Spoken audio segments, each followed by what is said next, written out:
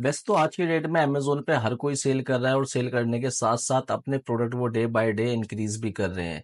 लेकिन होता क्या है कि वो वेट कर रहे हैं कि अमेज़न कब उनको ऑर्डर देगा। लेकिन न्यू सेलर जो होते हैं उनको ये नहीं पता है कि अमेज़न पे किस तरीके से ऑर्डर्स आते हैं। तो आज की इस वीडियो में मैं आपको बताने वाला हूँ एक ऐसी ट्रिक जो आपने अगर फॉलो की तो आपके ऑर्डर जो है 100% इंक्रीज़ हो जाएँगे। और दोस्तों इस वीडियो में क्या है कि मैं आपको कंप्लीट स्ट्रैटेजी बताऊँगा किस तरीके से आपको जो है ये ट्रिक को फॉलो करना है। तो दोस्तों इस ट्रिक को फॉलो करने के लिए सबसे पहले आप ये चीज़ जान लीजिएगा कि आप जब अपना प्रोडक्ट कोई भी अमेज़न पर लॉन्च करते हैं तो आपको पता होगा कि उस प्रोडक्ट का कोई ना कोई आपका कॉम्पिटिटर भी है। तो अपने हर कोई कॉम्पिटिटर पे हर कोई नज़र रखता है।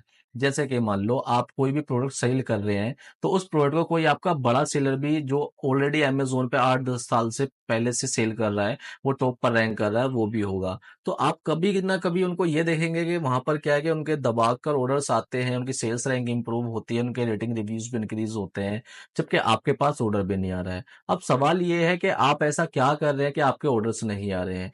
तो उसके लिए दोस्तों ये ट्रिक आपको फ़ॉलो करनी है। अब इस ट्रिक में मैं आपको बताने वाला हूँ, इस ट्रिक पे हमें काम क्या करना है। इस ट्रिक का नाम है प्राइसिंग स्ट्रेटजी। आपको प्राइसिंग अपनी सेट करनी है, प्राइसिंग को रिव्यू करना है। अब वो कैसे करना है, मैं बताता हूँ आपको। आपको दोस्तों क्या करना है, अपने खुद के 2 से 3 कॉम्पिटिटर जो आपके जो बड़े-बड़े कॉम्पिटिटर होते हैं, उनको देखना है कि वो अपना जो प्रोडक्ट है, वो प्रोडक्ट अपनी कितनी प्राइसिंग में सेल कर रहे हैं। आप उसको अपना प्राइसिंग देखना है, सेलिंग प्राइस और उन तीनों सेलर्स का देखना है। अब आपको क्या करना है, अपनी प्राइसिंग जो है कॉम्पिटिटिव रखनी है। कभी-कभी क्या होता है भई किसी ने हमें बता दिया कि भई हमारा अमेज़न पे जो है ₹100 कम से कम डिलीवरी का लगता है, ₹120 लगता है। और उसके बाद में रिटर्न्स भी आते हैं हमारे, तो हम क्या करते हैं कि भाई उसको 180 रुपीज़ या 200 रुपीज़ हम पहले ही कैलकुलेट करके चल देते हैं। जीएसटी हमने लगा दिया तो हमारा 200 से 250 के आसपास हमने एवरेज लगा लिया। हमारा प्रोडक्ट जो है कितने का, 250 का है, चलो भाई 500 हो गया। अमेज़न की एडवर्टाइजमेंट या पैकेजिंग या अदर कॉस्ट हम 250 लगा लिए हमने, और 250 रुपए हमें भी चाहिए। तो आपने अपनी प्राइसिंग जो है अंदाजे से 999 आपने प्राइसिंग सेट कर लिया। वहीं पर अब आपने देखा कि आपके 3 कॉम्पिटिटर हैं। अब वो 3 कॉम्पिटिटर जो हैं वो कितने में सेल कर रहे हैं? आपका जो एक कॉम्पिटिटर है वो आपका सेल कर रहा है वहाँ पर 699 में, दूसरा जो है आपका 599 में, तीसरा आपका जो है 499 में। तो दोस्तों आपको यहाँ पर ये देखना है कि आपका जो प्रोडक्ट है, जो ऑलरेडी 3 कॉम्पिटिटर वो बेच रहे हैं, वो कहीं न कहीं प्रॉफ़िट में है। तो यहाँ पर क्या सवाल बनता है? सवाल ये बनता है कि जब वहाँ पर 3 ऑलरेडी आपके टॉप जो कॉम्पिटिटर हैं, वो प्राइसिंग आपको कॉम्पिटिटिव दे रहे हैं अपने कस्टमर्स को अमेज़न पे, तो अमेज़न आपको ऑर्डर क्यों देगा? या कोई भी जो आपका कस्टमर है वो आपको ऑर्डर क्यों देगा? ये सबसे पहला सवाल है। अब यहाँ पर सबसे पहले आपको ये देखना है कि इतना जो गैप आ रहा है प्राइसिंग का, वो कहाँ पर आ रहा है? अब प्राइसिंग का जो गैप आ रहा है वो सबसे पहले यहाँ पर आपका आ सकता है, हो सकता है जहाँ से भी आप प्रोडक्ट अपना परचेज़ कर रहे हैं या मैन्युफैक्चरिंग करा रहे हैं, तो वो आपको पहले से ही काफ़ी ज़्यादा प्राइसिंग में आपको वो आइटम दे रहा है। ठीक है दोस्तों? आपको सबसे पहले इस पे ध्यान देना है।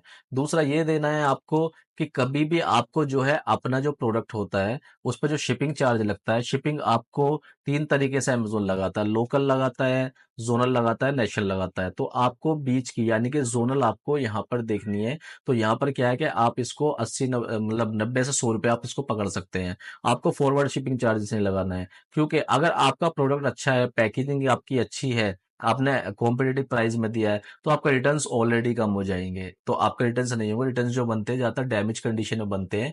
और वैसे भी क्या है कि अमेज़न पे जो है इस तरीके के बायर्स होते हैं जो ऑलरेडी यहाँ पर प्रोफेशनल होते हैं, तो वो ज़्यादातर रिटर्न्स आपको नहीं करते मीशो या फ्लिपकार्ट की तरह।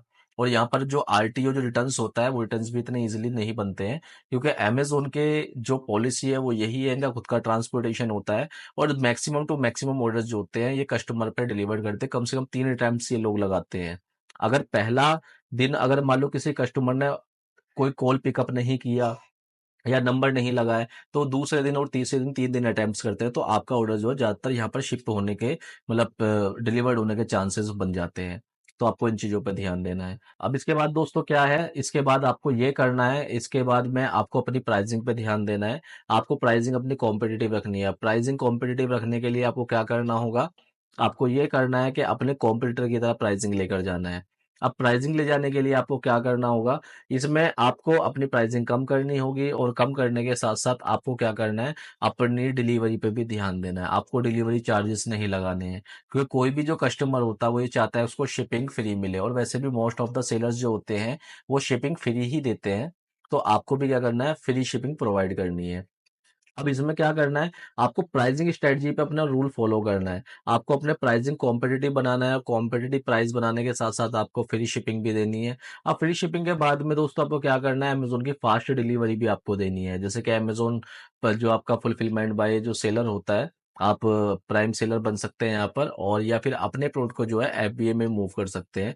एफबीए में अगर आप मूव करते हैं तो उसका जो बेनिफिट आपको ये मिलने वाला है कि आपका जो प्रोडक्ट होता है मोस्टली जो अदर अलग अलग पिन कोड्स पे सर्च होता है, और वहां पर आपने देखा हुआ कि this item can not be shipped आता है लिखा हुआ, वो आपको नहीं आएगा। तो एफबीए में जो ऑर्डर होता है तो आपका फास्ट जाता है, और फास्ट जाने के साथ साथ आपका जो ऑर्डर होता है आपकी विजिबिलिटी भी इंप्रूव हो जाती है। आपको ये सारी चीजें करनी है, लेकिन सबसे इंपॉर्टेंट थिंग आपकी प्राइसिंग स्ट्रेटजी है।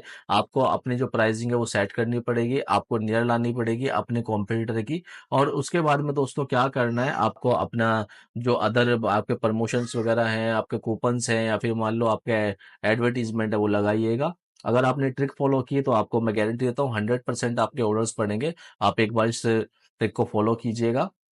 तो दोस्तों उम्मीद करता हूँ ये वीडियो आपको अच्छी लगी होगी। अगर वीडियो आपको अच्छी लगी है तो दूसरों तक शेयर कीजिएगा।